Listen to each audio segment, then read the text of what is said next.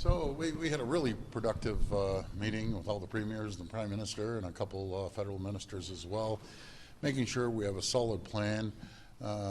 We know these tariffs are coming on February 1st.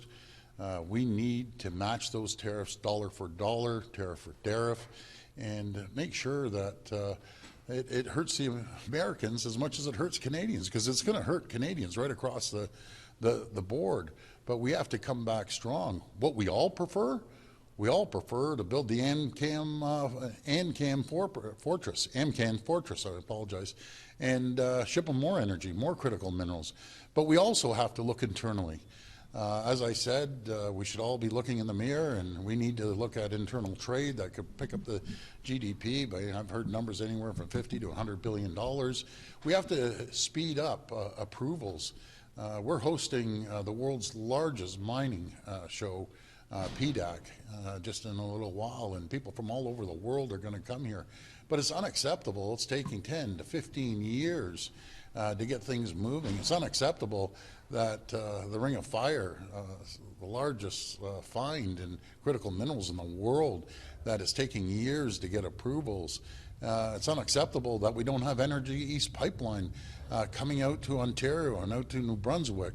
And again, the Northern Gateway going out through BC until we can ship our crude oil around the world. We have to stop being so dependent on the U.S. You know, we saw this during the pandemic when President Trump cut us off on N95s, and I said, never again will Ontario have to rely on any country in the world. And we built a supply chain, built it up within a couple months. So this is what we need to do, and we need to move forward as quickly as possible, but we're ready for these tariffs on February 1st. Premier, were you and the other premiers and the Prime Minister able to get Premier Danielle Smith on side? Well, we had a good discussion with Premier Smith, and she understands we need to be united, and I understand that she wants to protect her main commodity, but country comes first, over anything, and you can't throw a tool away from the toolbox. As I said to the premiers, you can't bring a knife to a gunfight. Usually the guy with a knife loses when in a gunfight. We have to make sure that we match these tariffs dollar for dollar. We need to target where it's going to impact Americans the most. We need to target the Republican-held states and the Senate and the Congress and the governors. That's what we need to do because we don't want this. No one wants this, and including a lot of the Republicans and Democrats that I've talked to. Matter of fact, I have yet to find one citizen of the U.S., one elected official that says, yeah, I agree, we need to target Canada. Anything but that. And the rest of the world knows they're next. But Premier Smith didn't agree to you. I mean, you and the Prime Minister have been in lockstep, and have the other 11 of the 12 other premiers.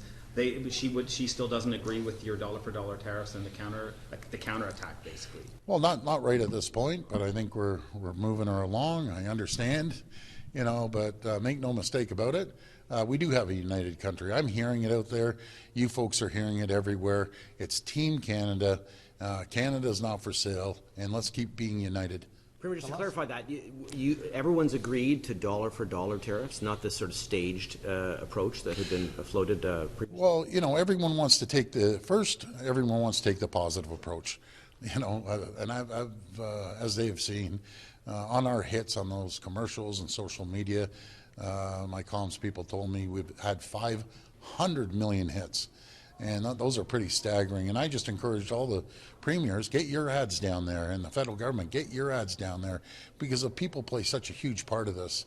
If they're calling their congressperson or calling their senator and the phone's ringing off the hook with their governor too, believe me, that works. That gets in the ear of the president. And what barriers are you prepared to drop, interprovincial trade barriers that Ontario maintains, to achieve this goal of well, we put this committee together, and folks, this has been going on forever, and enough's enough. Let's sit down and come up with a list, because everyone wants to protect something, no matter if it's the dairy cow in Newfoundland or the wine in BC or ourselves. Everyone's guilty. So we need to sit down and we need to move this forward. It's really going to help the economy, and we were going to put a list together. I've asked one of the premiers to put a list together and start moving forward with it. So that list was supposed to come together, though, a few meetings ago. And just A few years ago. So why isn't that list Because everyone wants to protect their stakes in the ground and saying, okay, well, I'm all for internal free trade, but you can't use this, you can't do that. So we're going to move forward. We made a little headway, I think a couple of years ago. This sounds ridiculous, and it is ridiculous, but first aid kits across the country, they were all different. Tires going on trucks. If you went from one province to the other, you'd have to change the tires. Just, those are silly things, but we have to look at larger commodities, larger sectors that we have to focus on. But I encourage everyone, when you're walking down the aisle, you have an impact.